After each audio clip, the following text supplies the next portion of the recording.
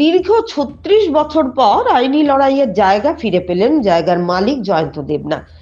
একটা অসহায় পরিবারকে দেখে যখন কোনো মানুষকে মানুষ সাহায্য করে বা তাকে মাথা গোঁজার জন্য ঠাঁই করে দেয়, তখনই হয়তো বুঝতেই পারে না যে অসহায়হীন মানুষদের পাশে দাঁড়ানো আগামী দিনে নিজেদের জন্য কতটুকু বিপদ ডেকে আনবে। বিপদের সময় আশ্রয় দিয়ে নিজের জায়গা ফিরে পেতে দীর্ঘ ৩৬ বছর আদালতে ঘুরতে হলো প্রকৃত জায়গার মালিককে। এমনই এক ঘটনা ঘটল উত্তর জেলার পানিসাগর মহকুমার অন্তর্গত তিলথই এলাকায়। রেল দপ্তর রেলের জন্য ভূমি একুরিয়ারের সময় তিলথই এলাকার বিজন কুমার নাথের কিছু জায়গা নিয়ে যায় রেলের জন্য। সেই সময় বহু মানুষের জায়গা রেল দপ্তর নিয়ে যায় তাদের প্রয়োজনে, যার অর্থ পেয়ে থাকে জায়গার মালিক। রেল দপ্তর জায়গা একুয়ার করার ফলে ভূমিহীন হয়ে পড়েছিল তিলথই এলাকার একটি পরিবারের বহু মানুষ। তাদের প্রতি সমবেদনা দেখিয়ে বিজন কুমার নাথ ওই পরিবারের লোকদের ওনার নিজস্ব জায়গায় থাকার জন্য ব্যবস্থা করে দেন। এরা হলো অনিতা নাথ, মনিকা নাথ, মল্লিকা নাথ, মন্দিরা নাথ ও সত্যম নাথ। প্রত্যেককেই স্বপন দেবনাথের সন্তান। আশ্রয় দেওয়ার পর ওই জায়গাতে উপরে উল্লেখিত সবাই ওই জায়গায় বসত বাড়ি বানিয়ে থাকতে শুরু করে। বিজন চন্দ্রনাথ চাকরির সুবাদে আগরতলায় থাকতেন। আশ্রিত ব্যক্তিদের জায়গা ছাড়ার জন্য বহুবার অনুনয় বিনয় করেও দখলকারী এই জায়গা ছাড়তে নারাজ। তারপর তিনি আদালতের দ্বারস্থ হন, উচ্ছেদের মামলা করেন।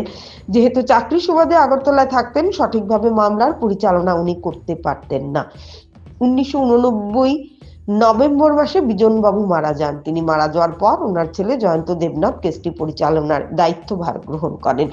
দীর্ঘদিন কেস চলার পর ২০০০ সালে জয়ন্ত দেবনাথ নিজের পক্ষে আদালতের রায় পান। আদালত থেকে রায় বেরোনোর পর জায়গা দখলকারী লোকেরা গুয়াহাটি হাইকোর্টে আগরতলা ব্রাঞ্চের এপিল করেন। দীর্ঘ ১০ বছর ২০১০ সাল হাইকোর্ট মামলা বহাল রাখে। হাইকোর্টে মামলা চলাকালীন জয়ন্ত দেবনাথ দখলকারীদের নিয়ে ও এলাকার বিশিষ্ট বয়োজ্যেষ্ঠদের নিয়ে ঘরোয়া মিটিং করেন এবং তিনি জানান দখলকারীদের ১৫ ঘন্টা জায়গা তিনি দিয়ে দেবেন নাকি জায়গা ছেড়ে দিতে হবে, এতেও সহমত পোষণ করেননি দখলদারীরা। ২০১০ সালের পর ২০১২ সালে দখলদারীরা জয়ন্ত দেবনাথের বিরুদ্ধে কোর্টে মামলা করেন। তিনিও তাদের বিরুদ্ধে পাল্টা মামলা করেন। দুইটি মামলা একসাথে চলতে থাকে। তারপর ২০১৯ সালে জয়ন্ত দেবনাথের পক্ষে মামলার রায় শোনার আদালত ৩বার নোটিশ পাঠিয়েছে জায়গা দখলকারীদের জায়গা ছাড়ার জন্য, কিন্তু আদালতের রায়কে বারবার অবমাননা করেছে দখলদারীরা। এমনকি তহসিলদারদের এবং সার্ভেয়ারদের বারবার অপমানিত হতে হয়েছে দখলদারীদের কাছে।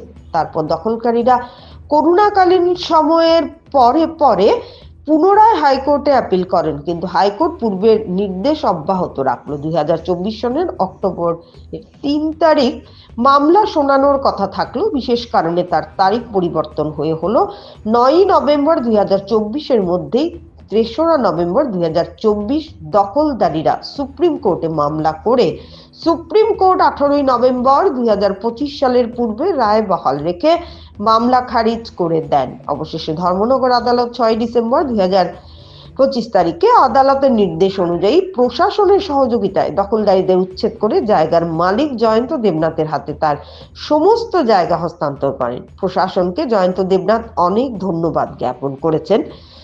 পুরুষোত্তম বর্মন, কৌশিক দেবনাথ, সমরজিৎ ভট্টাচার্য প্রমুখ। সঙ্গে আদালতের সঠিক পদক্ষেপকে তিনি সাধুবাদ জানিয়েছেন। অন্যায়ভাবে জবরদখল করে অন্যের জায়গা ভোগ করা এত সহজ নয়, এটাই প্রমাণ হলো আজকের এই ঘটনায়।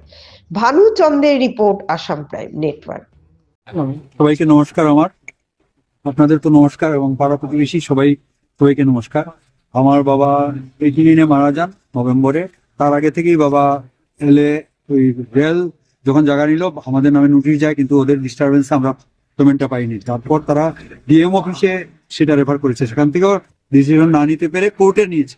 কোর্টে সেখানে আমরা মামলা পাই 96 এখানে ধর্মনগর রেফার করে মামলা কৈলাসহর থেকে 96 থেকে 2000 পর্যন্ত চলে মামলা। 2000 আমি পাই ট্রেনের মামলা। ওরা আবার 2000-এ হাইকোর্টে অ্যাপিল করে। হাইকোর্টে 10 বছর কাটিয়ে গেল ডিউ টু নন প্রসিডিংস। তারা কেউ উপস্থিত থাকেনি, ডেটের পর ডেট পরে আমার এখানে 10 বছর গেল। তারপরও আমি ওদেরকে অফার করেছিলাম যে তোমরা যে জায়গায় থাকছো সেটা ছেড়ে দেবো। আমাকে অনেক বাজে বাজে তিরস্কার করেছেন মিডিয়া যারা এসছে, মানে মাধ্যমে যারা কথা বলেছেন তাদেরকে খুব বাজে বাজে ভাষায় কথা বলে। তারপর আমি কেস করবো শুনে ওরা আমার উপরে উল্টো কেস দিয়ে দিল, আমি ওদের এখানে এসে ডিস্টার্ব করছি। তারপর 12টা আমার উপর কেস দিল। এটা কেস দেওয়ার পর তারা তো তাদের যে লার্নেড কাউন্সিল তাদেরকেও মালিক বলেছে ওরা। তারপর আমরা যখন জবাব দিলাম, জবাব পেয়ে তারা আবার আরেকটা প্লি জমা দিল যে তারা জবরদখলকারী। ডবল প্লি আমার অ্যাডভোকেট বলেছেন দুইটাই খারিজ হয়ে যাবে। তারপর আমি আবার ওদের উপর মামলা করলাম। তো দুটো কেসই একসঙ্গে চলে আমি 16 তারিখ প্রথম 2016-তে প্রথম রায়টা তাদের পক্ষেই গিয়েছিল, কি করে জানি না। তো আমি আবার সঙ্গে সঙ্গে অ্যাপিল করি। 2 বছর 2018-তেই আমার পক্ষে আবার রায় আসে। তো 18-19-এ এটার এক্সিকিউশন শুরু করলেন ওরা এসেছিলেন সুজিত বাবু, তখন থেকেই সাক্ষী। এবং আমার সঙ্গে অনেকগুলো ছেলে মেয়ে আছে, ওরা এখন আপাতত দেখছি না, ওরা আমাকে খুব সাহায্য করেছে। পাড়া প্রতিবেশী প্রত্যেকে আমাকে এত সাহায্য করেছে, আমি ওদের কাছে চিরকৃতজ্ঞ। তো তারপর করোনা শুরু হয়ে গেল, করোনার জন্য স্টপ ছিল। বাই দিস টাইম 589 দিন পর তারা হাইকোর্টে আবার অ্যাপিল করলো। এবং তারা সবসময় বলছে তারা খাবার নেই, এই নেই সেই নেই, কিন্তু তারা হাইকোর্ট পর্যন্ত গেছে। হাইকোর্টে একটা অ্যাপিলের ড্রাফটিং করতে হলে 50,000 লাগে, তারা সেটা করেছে। তারপর ওখানে গেল আরো 4 বছর। 2024-এর জুলাইয়ে হাইকোর্ট আমার পক্ষে রায় দিলেন। টোটাল 3টা রায় আমার পক্ষে। প্রথম কেসের এগেনস্টে, তারপর এক্সিকিউশনের এগেনস্টে, আর এর আগে রেলের এগেনস্টে 3টা রায় আমার পক্ষে আছে। তারপর এক্সিকিউশন গত বছর আবার শুরু হয়েছিল না, আরেকবার এসেছিলেন। তো আসার পর তারা মহিলা বললো আপনারা যে আজকে এক্সিকিউশন করবেন, যদি আমার হাজবেন্ড আমাদেরকে ডিভোর্স দেয় আপনারা কি করবেন। তখন তারা ওদের উপর নিয়ে নিলেন। আমরা যা ফোর্সের পয়সা আমরা 4 ভাই বোন মিলে সবাই জমা দিয়েছি। তারপর কোর্টের উপর চলে গেল, এক্সিকিউশন এসেছিলেন। তারা পূজা বন্ধ খুলতেই আবার সুপ্রিম কোর্টে যাবে বলে পারমিশন পেয়েছে এখান থেকে যে করে হোক। তারপরে সুপ্রিম কোর্টে আরো 1 বছর গেল। 18 নভেম্বর 2024-এ সুপ্রিম কোর্টে কেসটা গিয়েছিল।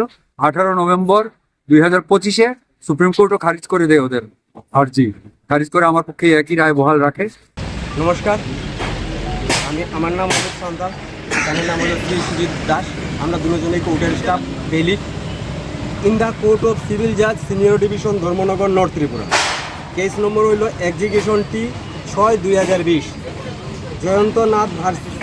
Jayanta Debnath and others versus Anita Nath and others. মহামান্য আদালতের আদেশ মোতাবেক জয়ন্ত দেবনাথকে বিক্রিকৃত ভূমি এক্সিকিউশন কমপ্লিট অনুসারে সমঝাইয়া দেওয়া হয়েছে। টোটাল কতটুকু ছিল জায়গার পরিমাপটা? টোটাল ছিল তো 6 কানি 13 শতক।